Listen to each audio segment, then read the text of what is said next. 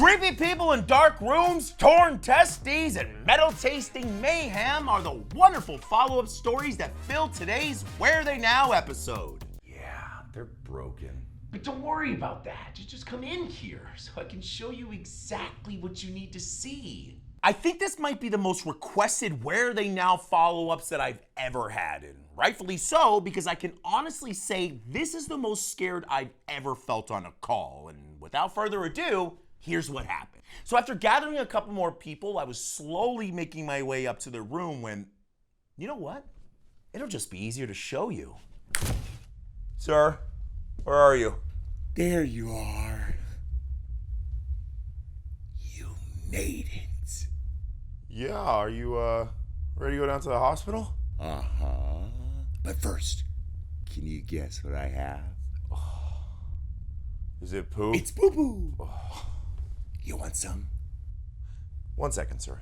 Get the first set right now. Okay. Wait, have you ever been covered in poop before? No. No? Okay, well, you're about to be. And after all that, a very stinky tussle and a much-needed night-night medication injection, that guy was the happiest caca-chalupa that I've ever dropped off at the hospital. When my berries slipped through the crack in the chair, which hurt, so I tried to jump up, but my boys tried to stay behind. Behind?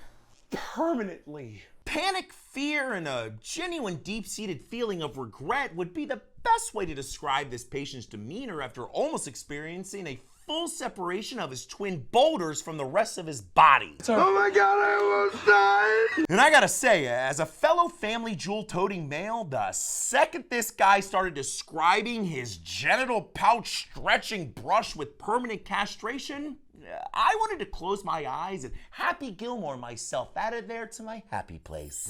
I'm flying on a giant seagull in the sky. But unfortunately, part of the gig as a paramedic is listening to things that you hope will melt away from your memory, like this guy's dreams of ever procreating. However, I'm happy to report that besides swelling to the size of a small grapefruit, this guy's gargantuan gonads are still attached to his body and ready for another round of How Strong Are Your Testes?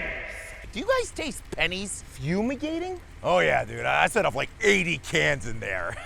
Look, firefighting is inherently dangerous. It's something we know when we sign up for the job. Whether it's dodging cars on the interstate that seem to be dead set on making us their new bloody hood ornament, daily cancer exposures when fighting fire, or just putting on our gear, that's a reference to recent discoveries that our firefighting bunker gear contains something called forever chemicals that might possibly be slowly killing us every time we put it on. Or a million other ways to die. But we all know the thing that's ultimately gonna take us out is gonna be something stupid, like face planting in the shower, or, I don't know, standing outside of a house unknowingly inhaling the flaming remnants of an overly zealous insect genocide project.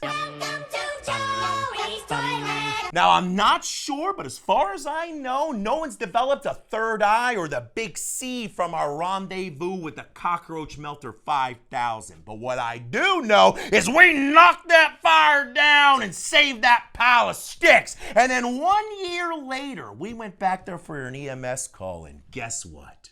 It still had roaches! Try to catch me howling at the moon. Giant seagull onward!